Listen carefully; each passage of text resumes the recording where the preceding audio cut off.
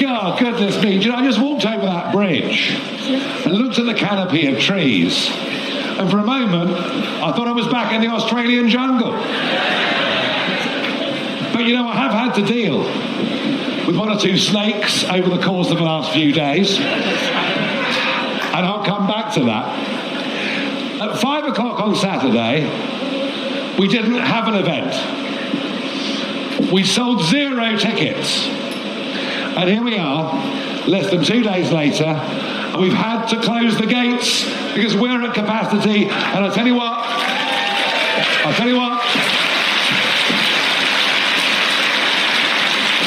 I know it, I can feel it. Something is happening out there, and it's very, very big indeed. And thank you for coming.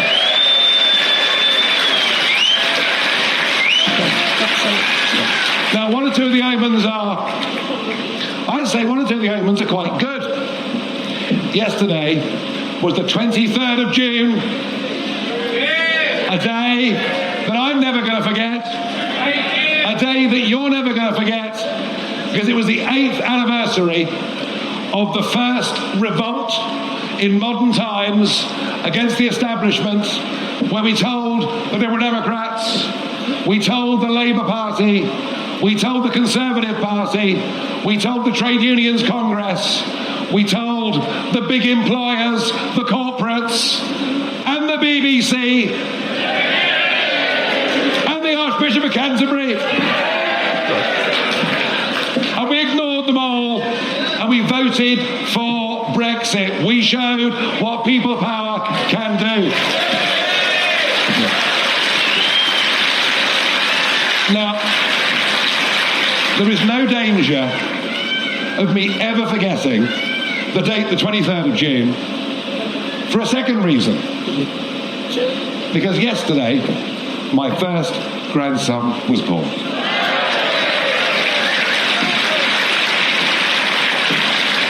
Now, it's been a very odd 48 hours, courtesy of His Majesty's Daily Mail, who have decided that I'm one of the worst people that's ever been born, not for the first time, just because I got up over 10 years ago and said that I felt the eastward expansion of NATO and the European Union would be used by a dangerous dictator as a reason to go to war in Ukraine.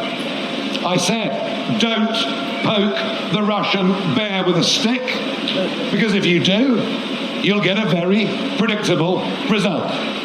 Now, it turns out I was the only person in British public life saying this, and they hated me at the time for daring to do so. Of course, now they hate me even more because I've been proved to be right.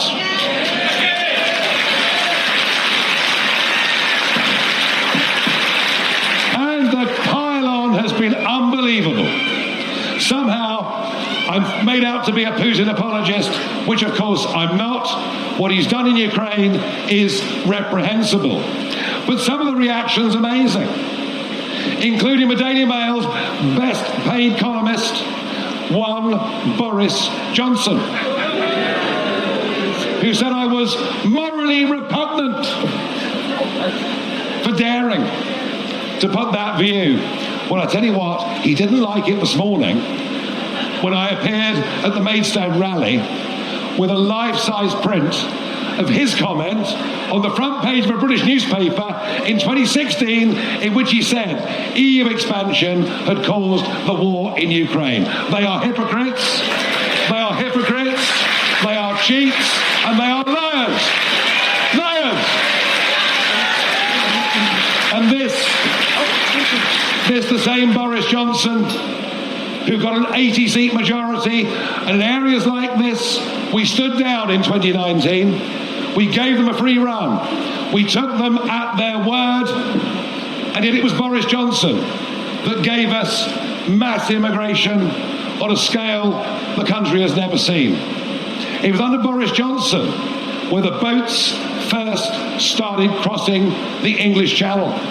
under Boris Johnson, where his net zero lunacy led him to suggest that up to 30% of British farmland should be rewilded. Now, I suspect this had more to do with Mrs. Johnson than it did with him, or Carrie Antoinette, as she was known, during that time in Downing Street. But I'm being asked by journalists, well, surely Reform standing is going to destroy the chances of the Conservative Party. The answer, folks, is no. They have destroyed their own chances, even without any help from us.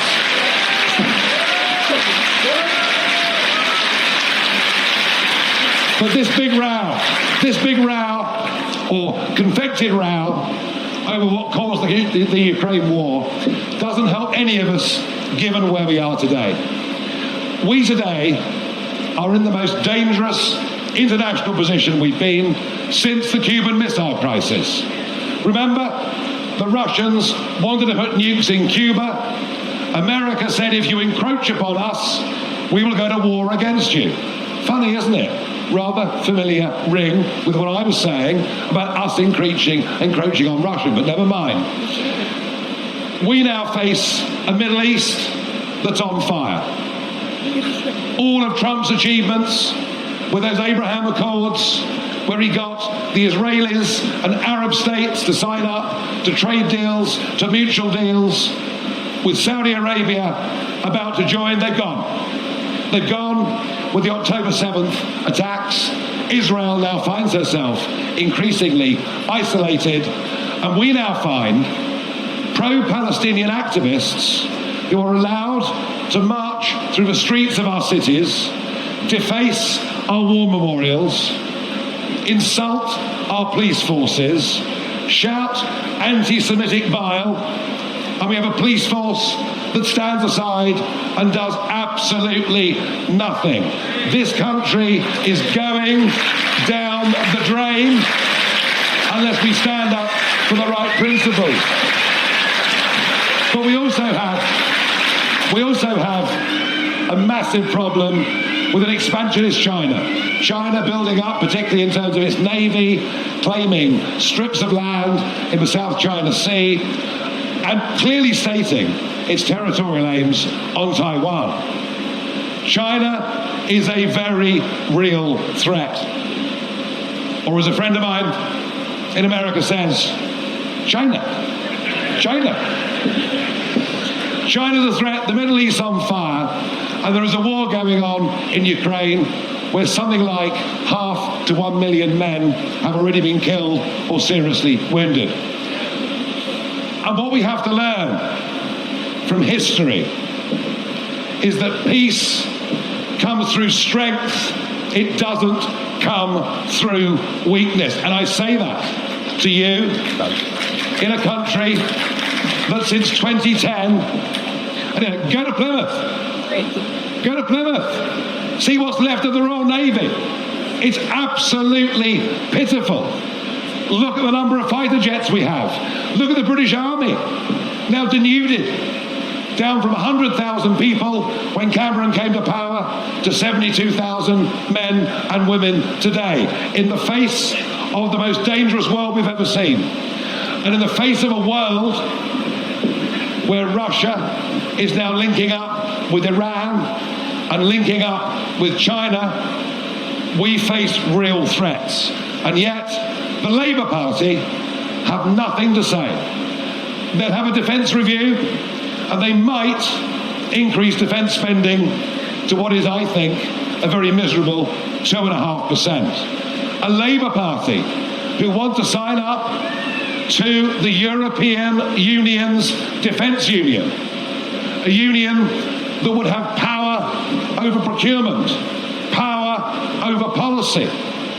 A Labour Party led by Keir Starmer, who backed Jeremy Corbyn, who wanted us to leave NATO and didn't believe in the existence of the British Army at all. That is what we have with Labour after 14 years of our own services being run down. What we need is reform. because our services are broken. We need reform to be a strong voice in Parliament and in the country to say, firstly, we must rapidly increase defence spending to make sure not only are we strong, but we show to America that we are a worthy NATO ally. We must build up defences and do so very quickly by moving to 3% of GDP. Vital. And whilst we do that, isn't it about time we showed our veteran communities a bit more respect than we currently do? And we would like to see a ministry for Veterans Affairs. There are far too many people who've served in our services through recent wars, living on the streets, suffering horribly with PTSD, and they see some others coming into our country illegally being treated better than those that have given us service. That is not good enough. Not good enough. Not good enough.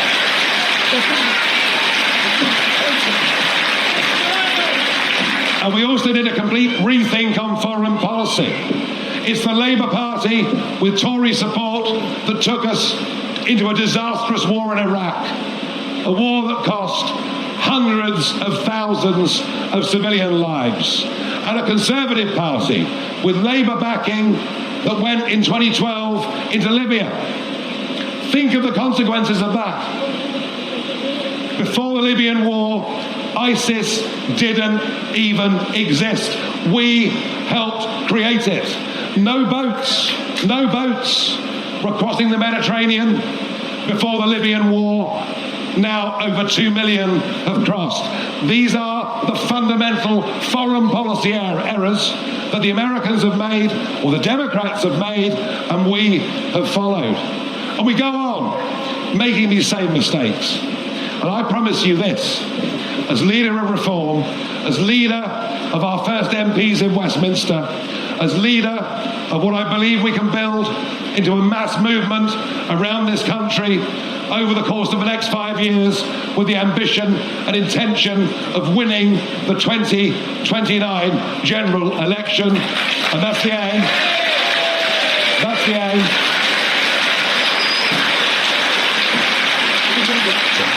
I promise you that I will always campaign for strong armed forces, strong deterrence. But for me, going to war should always be a last resort and not a first resort, and I will fight and strive for peace as much as I possibly can. But of course, maybe it's a good thing.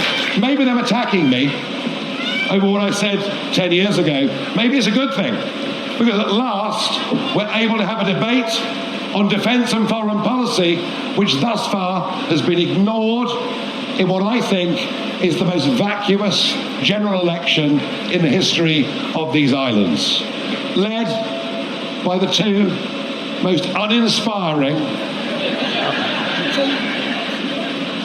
middle managers you could ever hope to meet. So let's hope. Well, they don't, but thank you. Let's hope we can have some proper debate about defence and foreign affairs. But of course, for all of them, it's been a wonderful way of covering everything up. And I will, by the way, if I have to go on fighting them, I will. If Boris tells any more lies about me, I'll tell the truth about him, all right?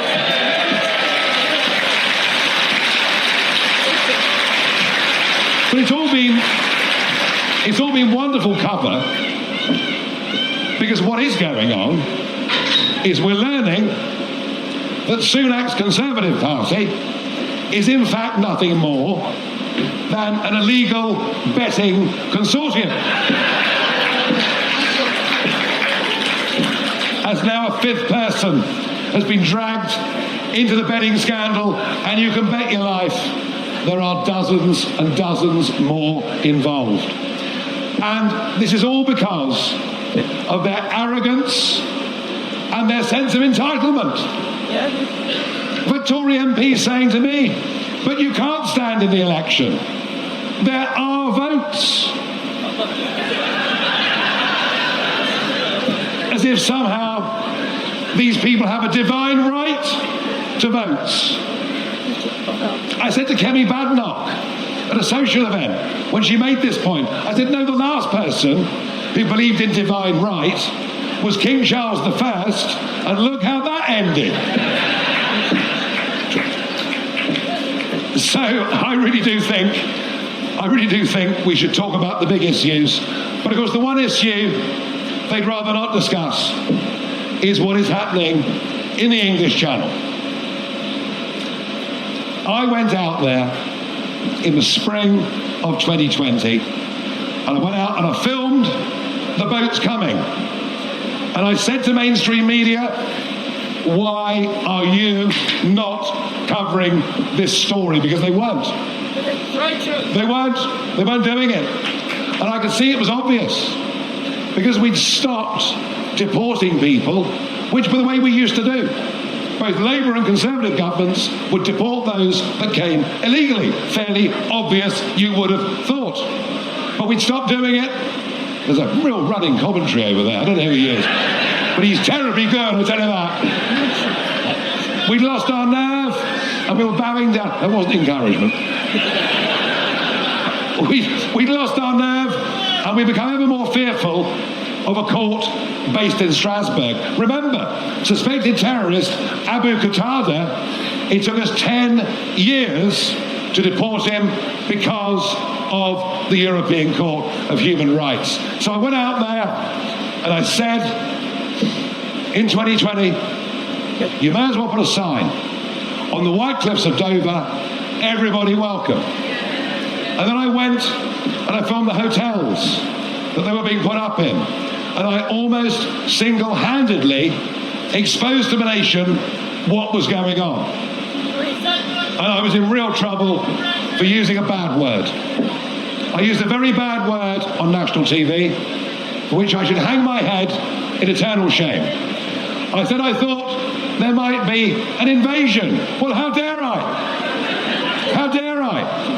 But here we are, 4,000 dinghies and 128,000 people later. I don't know about you, but I think it's fully justified to call what is going on an invasion of our islands. I really do. I really do.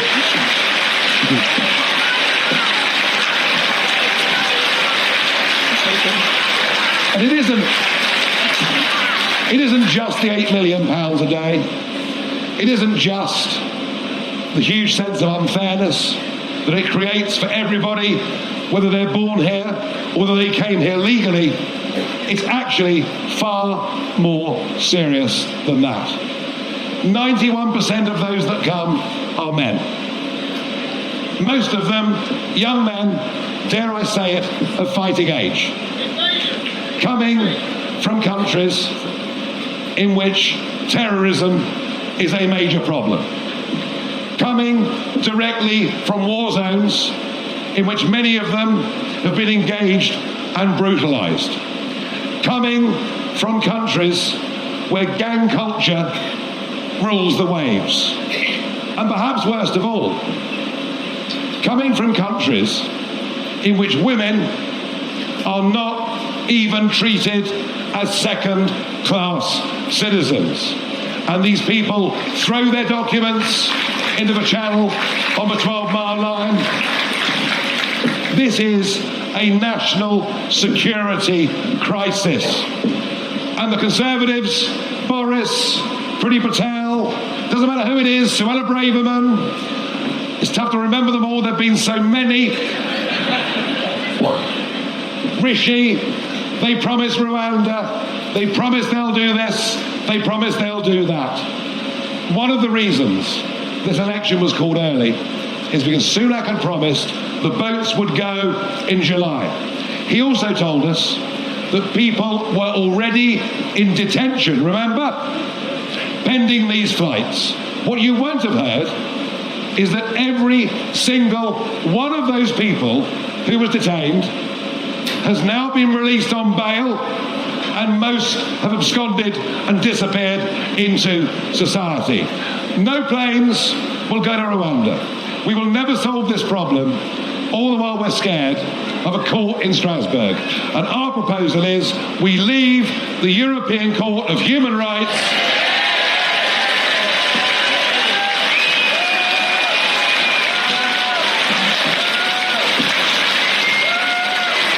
and I will, to try and get, and by the way, this topic, everywhere I've been around the country, everyone's talking about the votes.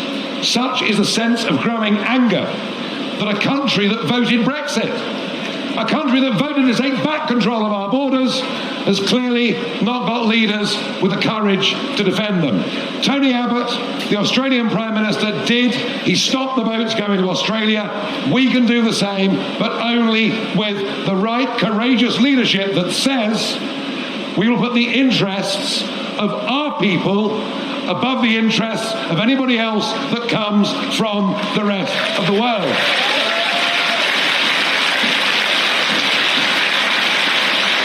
So, and by the way, what does Keir Starmer have to say? We're going to crack down on the gangs. Really?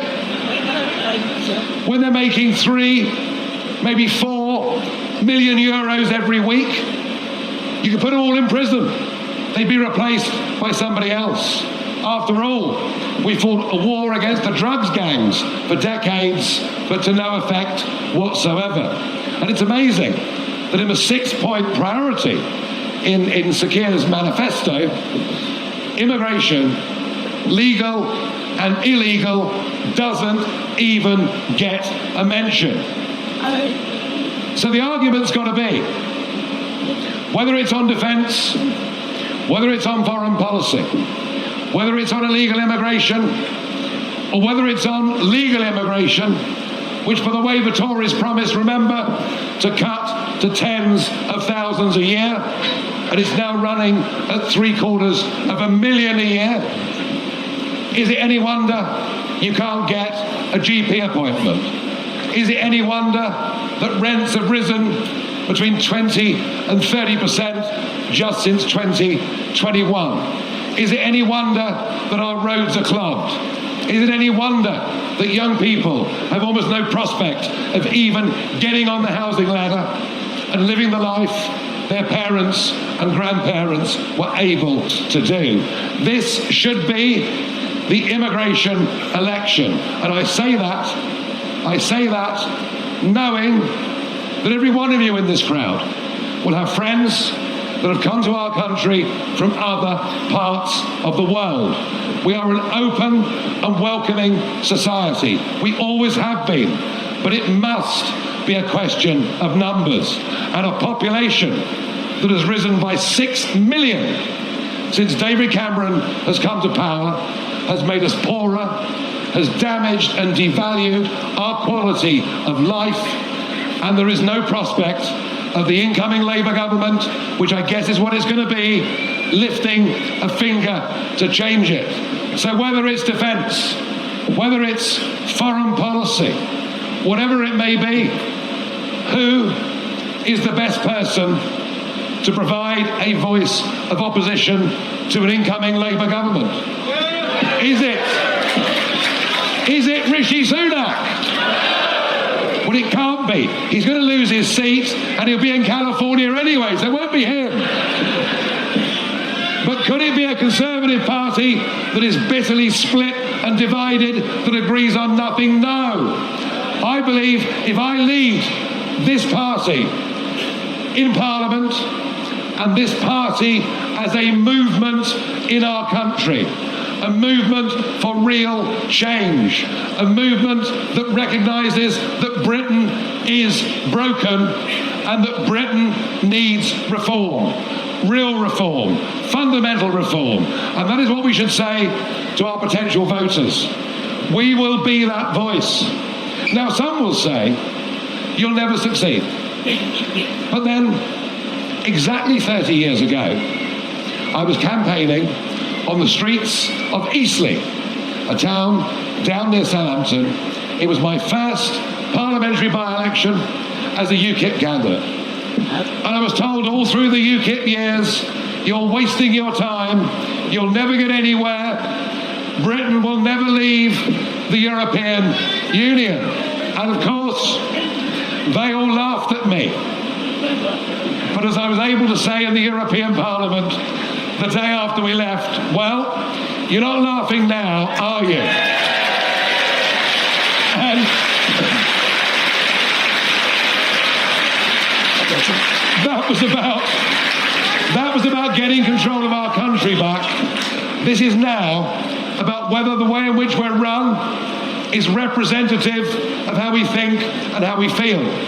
Whether the electoral system by which we send people represents the votes as they're cast. This is now much bigger, much more ambitious than Brexit was, but I feel optimistic we can do a huge amount. I feel optimistic we can move mountains. I feel optimistic we can change history, because I know that the centre of Westminster, be it our political parties or most of our mainstream media, are now more detached from you than they were even before the referendum. And it's why Lee Anderson, the brave Lee Anderson, who we love, Lee Anderson, when he joined Reform, said, I want my country back. And I agree with him, because we're in social decline. You're now allowed to go shoplifting and steal up to £200 worth of goods before they even prosecute you. Young men are carrying knives on our cities and our towns on Friday nights, Saturday nights and more often, and the police don't have the courage to apprehend them and do what they ought to do, which is stop and search. Get knives off our streets. In fact, law and order and crime is getting so bad in our country that we now often don't even bother to report it. We are led by weak people who are happy to see us go into managed decline. And I believe we saw much of that decline in the local elections this year, when for the first time in our lives we saw sectarian voting in England. People are voting on purely religious lines. And by the way, when we saw Angela Rayner, who, well, tell you what, she's got more personality than Keir Starmer. Quite. It'd be very hard not to, wouldn't it? But when we saw Angela Rayner, and there she was, begging Muslim leaders in her constituency to vote for her and not to vote for George Galloway or some independent, there wasn't a single man in the room. This is what mass immigration without assimilation is doing to our society. Our towns and cities are now becoming increasingly divided. And we have a Labour Party coming in who want us all, not that the Tories have done anything to help, but we're all to be categorised.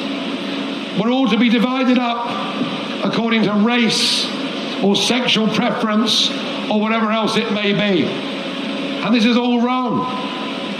Everybody should be treated equally before the law with no special privileges. We want a fair meritocratic society. And that includes those that come in. Good people can come in as long as we can keep the overall level of net migration at zero. But when good people come in, surely to goodness, they should have to work for 5 years, pay their taxes, and obey the law before they receive any taxpayer benefits in our nation. And in line with that, We've got so many people living in poverty, so many people struggling with their fuel bills, so many people who don't even realise the massive bills that are added to their electricity and have been for the last 20 years to fund so-called green projects. Look, I'm all for low carbon output energy, but not if it takes money disproportionately from the poorest in society and hands it to the shareholders of those who are richest in society. And for us to have closed down our steelworks, much of our shipbuilding that we would have seen down the road and elsewhere, much of the oil, much of the gas that we consume is imported. Surely it's better for us to aim to be self-sufficient in these things, to bring jobs back in manufacturing in our country. Surely that's right. So our agenda is unashamedly pro-family. Our agenda is unashamedly pro-communities.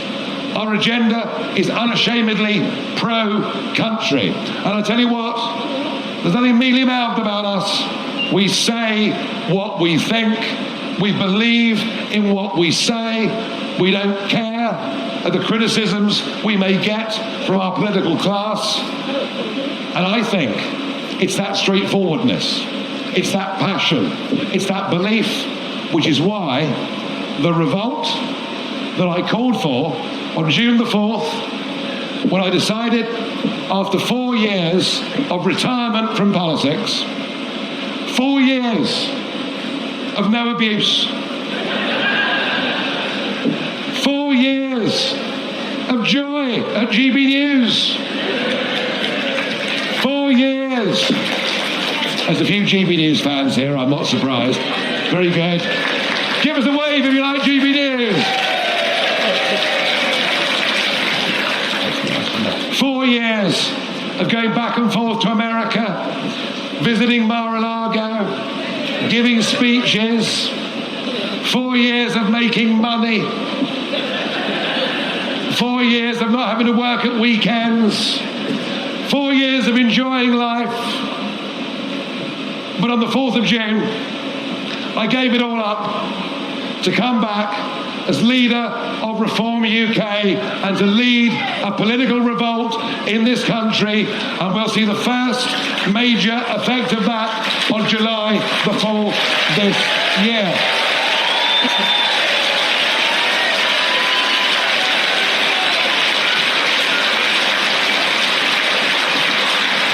And my commitment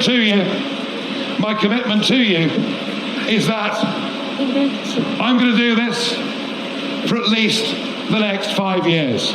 I believe we can get millions of people signed up to this movement, millions of people that want British values to be re-established, millions of people who don't want our kids being poisoned at school and university, being told our country is the worst country that ever existed. Let's get some pride back in our past. And I was so honoured to be able to join that campaign to help raise £100,000 to send 17 World War II veterans back to Normandy for June the 6th, just a few weeks ago. I was proud to do that. And to honour the last remnants of that generation of whom I think we're all, aren't we, so very, very proud. Very proud. But to think that 50% of under 30-year-olds have never heard of D-Day, but will tell you all about how terrible the British Empire was, how we're the only country ever to have engaged in slavery, shows you what I mean. We need a new positive attitude about who we are today, where we come from, and where we want to go as a country and as a people. Let's stand up tall and be proud of our values, our nation, and who we are. Let's do that.